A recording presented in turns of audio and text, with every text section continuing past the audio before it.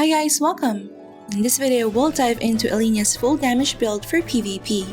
The cat god Ellinia has risen to become one of the meta DPS classes in PvP and GVG. Her immunity to damage and debuffs during possession improves her ability to continuously dish out massive damage. At the same time, she can make her teammates survive longer by providing HP absorbing shield, immunity to crowd control effects, and additional stats like flee and movement speed.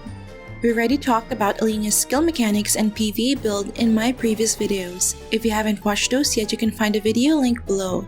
This time we'll cover everything you need to know, from stats, runes, gears, cards, upgrades, and battle setup to guide you in optimizing your Ellinia's performance in PvP. Alright, without further ado, let's begin.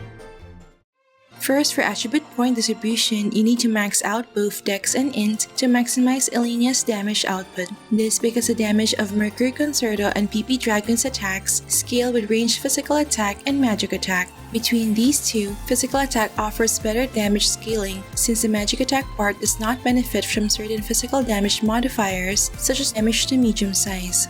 As an example from my character, the ratio of damage increase between physical attack and magic attack is 2:1. Additionally, boosting both physical attack and magic attack also increases the healing amount from her Intertwined Fate passive skill. As for the remaining attribute points, just allocate it on bit for increasing HP and physical depth. Do take note that if you are using gears that require specific attribute thresholds, you'll have to adjust your stat points accordingly. As for damage modifiers, to maximize Ellinia's damage output against other players, focus on the following offensive stats tailored to the typical defensive stats of other players in your tier. For instance, if support players in your tier have these average defensive stats, prioritize countering those first. Note that since Ellinia spends most of her time possessing a teammate, coordinate with them to determine how much ignore physical depth, physical pen, physical damage, and skill damage they provide so you can adjust your own offensive stats as needed. For selecting Ellinia's element, you will need to decide based on your team's synergy. For example, if your team consists of a Thor and Jormungandr, choosing water or holy element can help diversify your team's elemental damage output. Additionally, if you're not using the Golden Spirit Boat relic, ensure you have enough hit to counter high flee targets. Mercury Concerto has a 150% hit multiplier, which means that reaching 1000 hit will be equivalent to 1500 hit. Lastly, you can have a separate build in Ymir's notebook whenever you get dismounted from your possessed target that improves defensive attributes and healing. This helps you survive while waiting for the 15-second cooldown of Meow possession. Up next, let's take a look at Ellinia's runes. Maxing out the core passive skill to level 7 should be your topmost priority as it enables Mercury Concerto to cast an additional Starstone that hits the nearest enemy within 5 meters every second. In addition, it grants a 3-second invincibility after getting dismounted from the possessed target. Aside from activating the second line effect of her runes, you should also aim to get a high first line value on these runes. First is the Meteor of Punishment S rune, which increases the damage of Mercury Concerto by up to 30%. Second is the Wings of Awakening Star rune to extend Shackle Breaking's immunity to CC by up to 3 seconds. Third is the Cat God Spell Star rune to reduce the cooldown of Dolan Trick by up to 30%. And fourth is the Rainbow's Blessing Star rune, which reduces HP loss damage taken by up to 30%. It's of lower priority to aim for a high first line value on her other 2 runes. For attribute runes, prioritize leveling up the following for improving damage. And for arcane runes, I recommend getting both Transmission rune and White Blade rune for boosting your final damage to all targets hit by Mercury Concerto. As for the last slot, I prefer placing a Spirit rune to prevent running out of SP during long fights. Up next, let's dive into the recommended equipment set and cards. First, for weapon, Ellinia's signature weapon, Star of Bethlehem, would be the best in slot. Aside from increasing her ranged physical damage modifiers, it also allows her to deal 30% more damage when she is at full health. Additionally, its Tier 5 upgrade increases the damage of Mercury Concerto by 15% when possessing PP Dragon or a teammate. Your weapon should be enchanted with Arch 4 or Morale 4 and inlaid with any of the following cards depending on the stat you're lacking. For offhand, I recommend using any of the following depending on the stat you're lacking. Voice of Soulbone and Hylian Bracelet for enhancing ranged physical attack and physical damage, Vicious Wound and Rasa Chain for ignoring the target's physical defense, or Unyielding Warband's Legacy for countering the enemy's physical damage reduction. Your offhand should be enchanted with Armor Breaking 4 and inlaid with any of the following cards. For armor, my top 3 options for main equipment are Other Shore Patrol for boosting fire, water, wind, and earth damage, Cursed Armor for increasing physical attack, ignore physical def, and physical pen, or Dragon Blood Armor for enhancing physical damage and damage to medium size. As for the Phantom equipment slot, the 2 best options are Lazy Meow Cat for boosting physical attack, magic attack, and physical damage, or the Chosen Scout for avoiding fear status. Your armor should be enchanted with Arch 4 or Morale 4, and inlaid with any of the following cards: Blade Soul card for damage to medium size, Alien Grandma Wolf card for ignore death and final damage, or Cat God card for elemental damage. For Garmer, the universal choice for physical skill damage dealers is Leader's Pauldron with 12% skill damage as main equipment, and White Duke's Manteau as phantom equipment.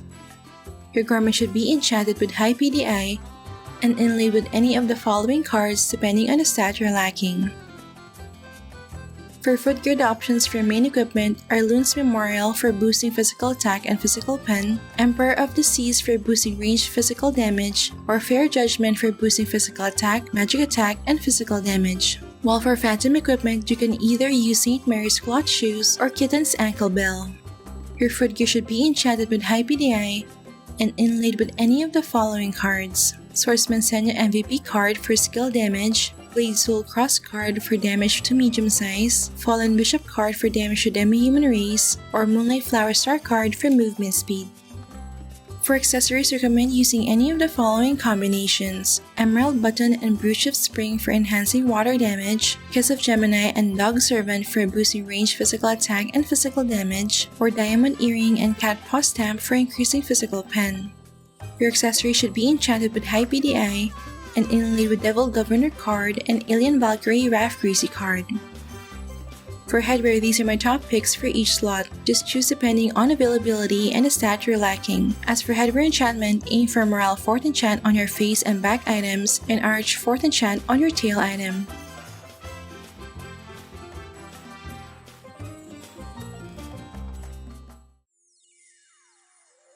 For headwear card, the best in slot for physical DPS is the Dark Sarin MVP card to buff yourself with Lord's Aura and get additional 50% ignore death when your damage to medium size stat is more than 50%. Up next, here are the other upgrades that you can invest in to further boost your damage. For Acer Monument, activating all the nodes will grant the following stats. Notably, you get 10% physical pen, 10% ignore physical death, 11% physical damage, 11% physical attack, and 10% movement speed. For guild buffs, maxing out your blessings and prayers will grant additional physical attack, magic attack, ignore physical death, physical pen, and elemental damage. For Oracle Mirror, you may extract a combustible knife for additional physical pen, Abray Bow for boosting damage to demi-human race, Chieftain's Axe if lacking ignore physical death, or Hulgrand's Refined Hammer for a chance to destroy the enemy's weapon and armor. For Ancient Relics, I suggest using the Golden Spirit Boat as it allows you to bypass the enemy's flee and reduces the need to invest heavily in it. But if not available, you may opt for the Lord of Vane to increase your elemental counter coefficient. Horn of the Watcher isn't a requirement for Ellinia since Mercury Concerto can still hit even if the enemies are hiding. And for Equipment Memory, here are the attributes that you should prioritize for improving damage. Finally, let's take a look at some tips for using Ellinia in battle. First, place these skills on the manual and auto skill bars. I prefer placing Mercury Concerto and Element Roulette on auto. Once you're all set, use the following consumables which can help boost your damage. For the item quick bar, include your mount, alloys, and other Guild Cafe consumables if applicable. Before initiating combat, cast first Meow Possession to ride your teammate. I don't recommend possessing PB Dragon in PvP since it doesn't grant bonus stats to Ellinia and it dies easily against high tier players. Then buff yourself with Element Roulette to convert your attacks to the chosen element, and Rainbow Guard to grant your teammate a damage absorbing shield that lasts for 10 seconds. After that, you can turn on auto to cast Mercury Concerto. This will make your PB Dragon automatically attack the nearest target. If fighting a strong opponent, you can control them using Dolan Trick, transforming them into a small veggie and banning all their passive skills. Dueling Trick is also essential for cancelling the enemy Ellinia's possession state. Lastly, if you or the possessed target received crowd control or abnormal status, just cast Shackle Breaking to remove the CC effect.